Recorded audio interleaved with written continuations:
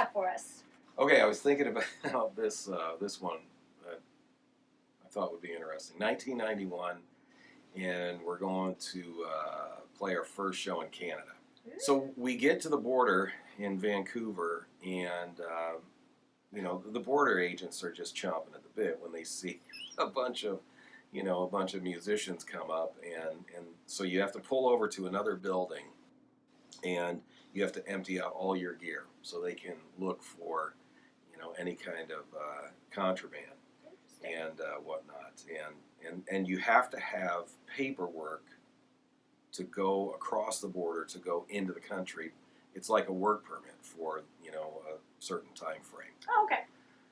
So we get to the border, and we go empty out our gear, and they check it out and stuff, and only to find out we don't have the paperwork necessary to get into the country. So we have to go back in the United States. We're 8 hours from home.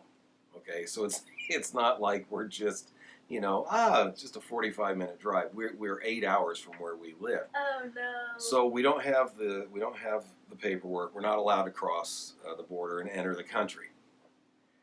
So our manager at the time he's a character in all the right ways, in a very loving way. Okay, and he decided we're not going out like this.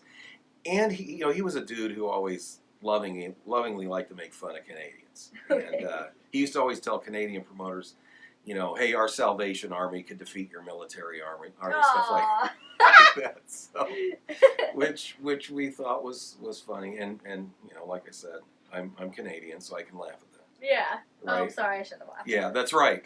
Sorry. So we went. He said, we're not going out like that. We go back to the border, and we're going to try and get in. Now, again, I want you to try and imagine this scene.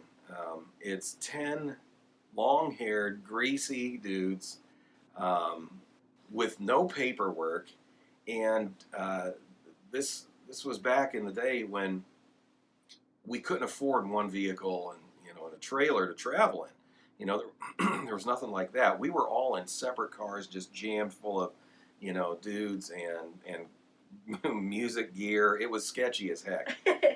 So we gather together on the United States side, and the manager says, we're going back. Yes. He was going to try and use the Force from Star Wars, Okay, yeah. There's a scene in the first Star Wars where Obi-Wan Kenobi says to some border agent type people, these are not the droids you're looking for. Well, his plan is we're going to go there, and this is not the band you're looking for.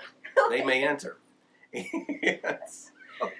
So you can imagine how well that actually worked. It didn't.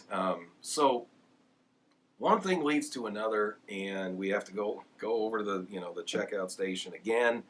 All that paperwork, no paperwork, all that. One thing leads to another, and not only do they tell us, okay, you can't get in here, you can't come into Canada, but because you tried to do it again, we are sending your guys' name to every checkpoint on the Canadian border, and you are kicked out of the country for the next 48 hours. You can't get in. Yeah. You were banned? So, yeah, we were banned from the country of Canada for 48 hours. And they said, and if you try and get in, you're going to be in big trouble. Oh, no. Now, I don't know what big Canadian trouble really is, but we were going to be in it if we tried. So, like I said, Vancouver is 8 hours from where we were at. We're all in separate cars. We're, young. We're 21, 22 to 17 years old. We have no money. We're poor. We don't have a hotel or anything. So it becomes apparent that we all start heading home. It becomes apparent we're going to have to stop at a rest stop. We weren't super happy about it, but before we were even started on our way back home, we were laughing about it. It didn't bother us all that much in the long run. And the reason for that is because we loved doing what we did.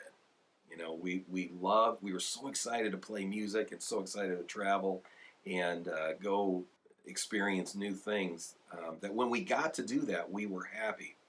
And as I look back on my time as a musician, that's the time when we were happiest as a band Mhm. because we were wired to play music with each other. And when we focused on that and enjoyed that, things were just awesome. When we enjoyed the community aspect of what we had, it was awesome. When we just played music for the love of music, it was awesome. When all of the business garbage started creeping in, that's when we stopped having fun, and it took a lot of the joy out of it, and we broke up. And that, looking back on that, taught me a huge lesson for life. And the lesson is God wires you to do unique things. Each one of us are wired in different ways to do, unique things. Like you have your creative abilities, and you have your, other abilities that are given to you by God, and so do I, and so does everybody. Mhm.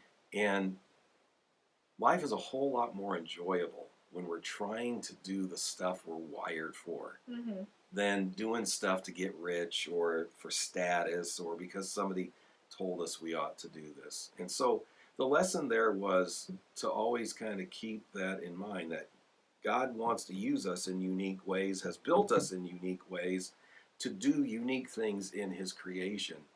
And when we do those things that he has wired us to do, life is just so much more enjoyable. So that is something I always think about. Do what you love doing, and do the things you're passionate about, and do them to the glory of God, and do them and make the world a better place, and make the people around you better.